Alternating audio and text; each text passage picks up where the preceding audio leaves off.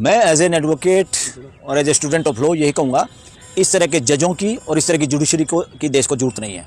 ऐसे सेंसिटिव मामलों में किसी जज को एक्सपर्टी ऑर्डर देना ही नहीं चाहिए, सिंपल। क्योंकि ये एक ऐसा मुद्दा है, सांप्रदायिक मुद्दा है ये, और इस पर रिलीजियस प्लेस का मुद्दा है, जो पहले अफरा तफरी दुनिया भर के सालों तक एक मामला हुआ, जिसमें सुप्रीम कोर्ट ने फैसला भी दे के राम मंदिर बनवाया।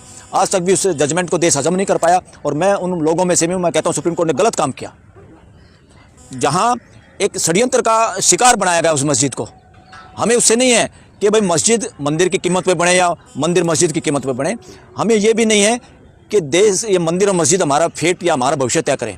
हमारा भविष्य संविधान और मानवता तय करेगी। मंदिर मस्जिदों का रोल देश के लोगों को मानवीयता से भरने का है, उनको लड़ाने का नहीं है, उनको फंसाने का नहीं, उनको कमज़ोर करने का नहीं है। जो मंदिर, जो मस्जिद, जो गुरुद्वारे, जो गिरजाघर मानवता को जोड़ने का काम नहीं करते, मैं उनकी सार्थकता भी नहीं समझता। और संभल में जिस प्रकार से घटना हुई है, उस घटना को लेकर आप क्या कहेंगे? संभल में जो भी घटना है वो दुर्भाग्यपूर्ण घटना थी, देश के लिए शर्म की घटना है। एक भी बच्चे का खून बहाना इस देश के अंदर बंदूकों से, और वो भी सरकारी बंदूकों से, वो तानाशाही, राजशाही और व्यक्तिवाद का परिचायक है, जो इस देश में उसके लिए कोई जगह नहीं। जब से देश आज़ाद हुआ और संविधान लागू हुआ, यहाँ तानाशाही, राजशाही और व्यक्तिवाद के लिए कोई जगह नहीं है। ये चीज़ें तानाशाही, राजशाही और व्यक्तिवाद में ही पॉसिबल हैं, जहाँ तुरंत ऑर्डर दे दो और लोगों को मरवा दो। अरे भाई, मुसलमान समाज को आप बदनाम करने की कोशिश क्यों करते हैं? उन्होंने पत्थर चला दिए। आप कभी किसान समाज को करते हो, उन्होंने ये कर दिया। कभी किसी को करते हो, आप बोलने का अधिकार किसी को दिया नहीं। धारा 163 आप लगा के रहते हो।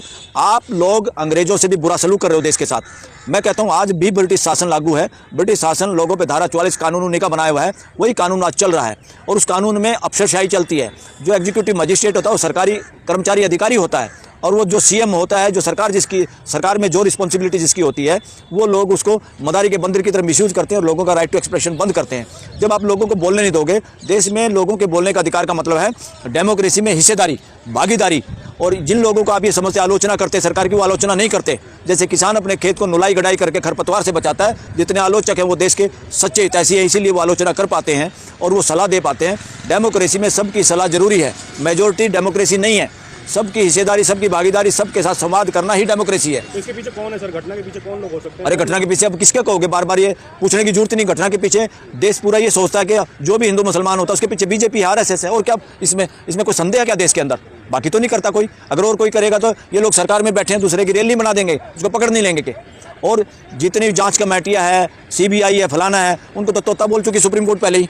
भरोसा है क्या किसी पे? पहली बात तो किसी भी जज को इस तरह करना ही नहीं चाहिए। एक्सपर्टी इस तरह के सेंसिटिव मामले में ऑर्डर करके तुरंत सर्वे के लिए चला जाए, फिर उनमें अकल नहीं। डीसी और एसपी में भी जो लैंड ऑर्डर के लिए जिम्मेदार लोग हैं, उनको पता नहीं कि मामला क्या है। उसे दोनों समाज के लोगों को बुलाना चाहिए था। पहले तो गलती कोर्ट ने की, फिर प्रशासन ने की, और फिर आप कहते हो कि पत्थरबाजी की। आप किसी की आवाज़ सुनना नहीं चाहते, आप लोगों को दबाना चाहते हैं, आप लोगों को बंदूकों से डराना चाहते हैं, उनसे बात तक नहीं करना चाहते, और फिर आप उसके नारे दे के इलेक्शन जीतना चाहते हैं। फिर कहते हो मुसलमानों ने पत्थर बरसा दिए। ये पत्थर क्यों बरसाए? ये पत्थर क्यों बरसते हैं? कमज़ोर आदमी। आप बंदूक लोगों पे तानेंगे और किसी को इस तरह से उनको फील होगा कि न्याय नहीं हो रहा, और लोग फिर उनको उन्हीं के ऊपर आरोप लगाओगे कि सीसीटीवी में इतने लोगों ने पत्थर फेंके हैं। आपने जो बंदूकें चलाई हैं, आपने जो ऑर्डर किया कोर्ट ने, आपने जो बिना लोगों के संवाद के इस तरह सर्वे करने पहुंच गए, आप लोगों की क्या ड्यूटी बनती है? डीसी और एसपी की क्या ड्यूटी बनती है? एक जज की क्या ड्यूटी बनती है देश के प्रति?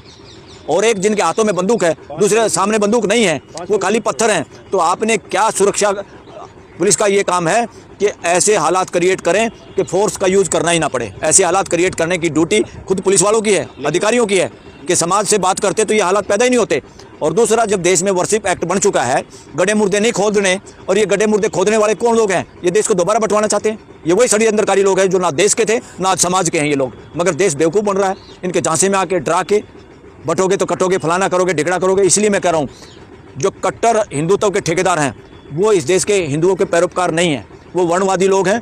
पहले भी वो इस देश पे अपने षड्यंत्रों से कब्जा किए बैठे थे, आज भी वो कब्जा करना चाहते हैं, लगातार उसको बनाए रखना चाहते हैं। इसलिए मेजोरिटी हिंदुओं को सब खुल के सामने आना चाहिए, मुसलमान समाज के साथ खड़े हो जाना चाहिए, और इन गड्ढे मुर्दों पे फुल स्टॉप लगाना चाहिए। देश के लोग नहीं खड़े होंगे तो आने वाले इतिहास में ये कट्टरवादी जो लोग चाहते हैं, हिंदुत्व के जो ठेकेदार हैं, ये लोग बच जाएंगे और हमारा मेजोरिटी हिंदू समाज बदनाम होगा, क्योंकि लोग इसको इतिहास में लिखेंगे कि कौन कौन लोग थे, किन लोगों ने साथ दिया। तो आने वाली पीढ़ियाँ ये सोचेंगी कि मेजोरिटी हिंदुओं की थी, इसलिए इन्होंने मुसलमानों पर अत्याचार किया है। हम उस अत्याचार में शामिल नहीं होना चाहते। मैं देश के लोगों से आह्वान करना चाहता हूँ, यही तो मौका है न्याय के साथ खड़े होने का, भाईचारा दिखाने का। इसलिए भाईचारा दिखाने की जिम्मेवारी, बनाने की जिम्मेवारी कॉन्स्टिट्यूशनल कोर्ट की है, सरकार की है, प्रशासन की है। अगर वो नहीं दिखाना चाहते तो अल्टीमेटली मालिकों की है, देश के लोगों की है, देश की जनता की है, 140 करोड़ लोगों का।